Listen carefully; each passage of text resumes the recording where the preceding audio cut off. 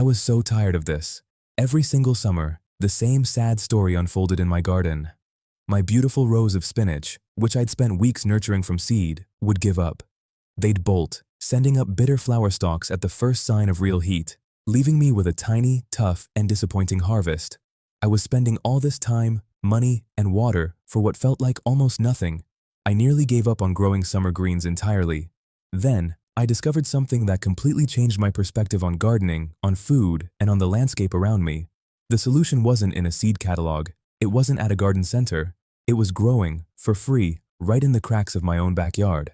And the craziest part? It has a wonderful, mild flavor. It's packed with nutrients, and it grows relentlessly all season long. What is this miracle plant? You've probably seen it 1,000 times. You may have even pulled it from your garden and thrown it on the compost pile, thinking it was just another annoying weed. It's called lamb's quarters. And for centuries, before industrial agriculture, this plant was a valued food for people all over the world. It's also known as wild spinach, goosefoot, or pigweed, and it's a member of the same family as quinoa and beets. The moment I learned to identify it felt like I had discovered a superpower. Here was this incredible food source, popping up with cheerful resilience in disturbed soil, along pathways, and in neglected corners of my yard. It asked for nothing, no fertilizer, no special watering schedule, no pest control, and yet it offered so much. This discovery sent me down a rabbit hole, and what I found was that so many of the weeds we've been trained to despise are actually nutrient-dense, resilient, and delicious foods. They are a living connection to a more sustainable and self-sufficient past. So today, I'm going to show you why you should stop fighting this plant and start eating it. I'll teach you how to identify it with confidence, break down its impressive nutritional profile, and share another amazing spinach alternative that's likely growing nearby. Before you start foraging, the #1 rule is always 100% positive identification. While many foragers consider lamb's quarters a great wild green for beginners, you must be certain of what you're picking, as there can be lookalikes. Some, like amaranth, are edible, but others, like certain nightshades, could cause problems. So, let's get up close and personal with this plant. First, look for the leaves. On a young plant, the leaves are often diamond-shaped or somewhat triangular, with irregular, wavy teeth along the margins. One of its common names, goosefoot, comes from the shape of these lower leaves, which can look a bit like the webbed foot of a goose. As the plant gets taller, the upper leaves tend to become narrower and more lance-shaped, but the single most distinctive feature of lamb's quarters is a fine, white, mealy powder that covers the newest leaves, especially on their undersides. This powdery coating can look like the plant has been dusted with flour. It's actually made of specialized bladder cells or hairs that can contain various substances and give the plant a silvery, frosted appearance.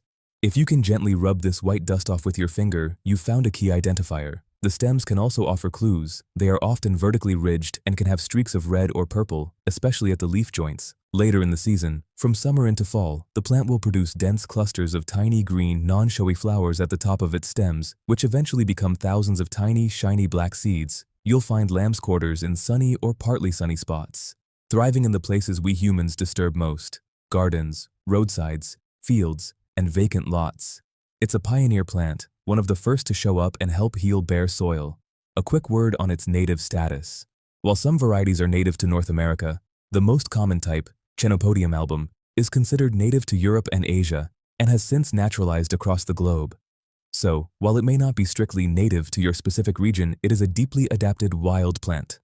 Archaeological finds in Europe show that Chenopodium seeds were consumed by people in the Neolithic, Bronze, and Iron Ages. So you found it. But why bother with it when you can just buy spinach at the store? This is where it gets really exciting. In several important categories, lamb's quarters makes a very strong case for itself. Let's talk about taste first. Raw. The young leaves have a mild, earthy flavor very similar to spinach, but without the slightly metallic aftertaste some people dislike. When cooked, it develops a silky texture and a wonderfully rich, mineral-like flavor. Honestly, I find it far more delicious and less bitter than the bolted spinach I used to harvest from my garden. Next, productivity. This is where lamb's quarters truly leaves spinach in the dust. Spinach might give you one harvest before the summer heat makes it unusable. Lamb's quarters, however, is a cut-and-come-again superstar. You can continuously harvest the tender young leaves and shoot tips from late spring all the way through summer and into the first frost. A single plant can provide you with fresh greens for months, and it does this without any effort on your part. It self-seeds so enthusiastically that once you have it, you'll likely have it for years to come. But the most compelling argument is nutrition. This humble weed is a nutritional powerhouse. While spinach is famous for its health benefits, lamb's quarters often contains more of certain key nutrients.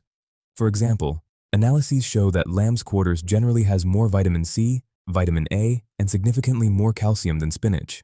Some comparisons suggest it can have 2 to 4 times more calcium, and in one analysis of raw leaves, it was found to have many times more. It's also a good source of protein, B vitamins, iron, and potassium. This isn't just a replacement for spinach. For some nutrients, it's an upgrade. Harvesting is simple.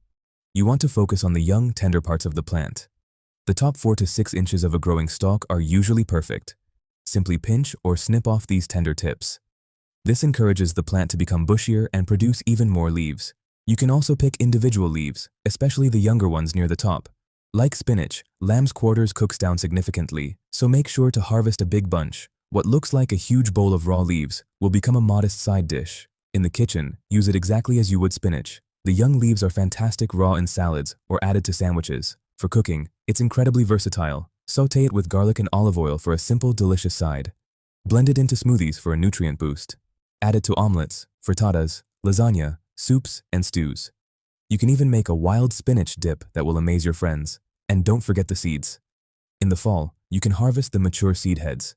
The tiny black seeds come from a plant that's a close relative of quinoa, and the seeds themselves are very nutritious.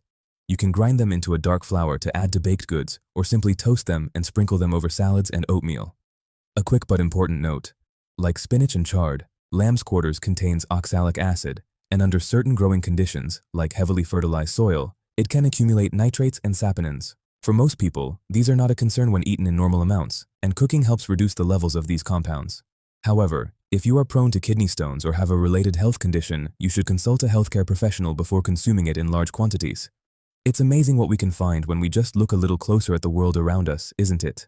If you're finding this information valuable and want to learn more about rediscovering the forgotten foods that grow right under our feet, please take a moment to hit that subscribe button. It really helps this information reach more people who are looking for healthier, more sustainable ways to eat.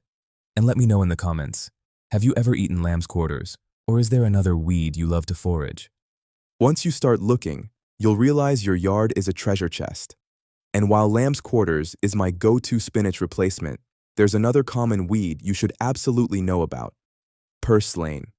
Purslane is a low-growing succulent that thrives in the heat of summer, often appearing in dry, sun-baked areas where other plants struggle.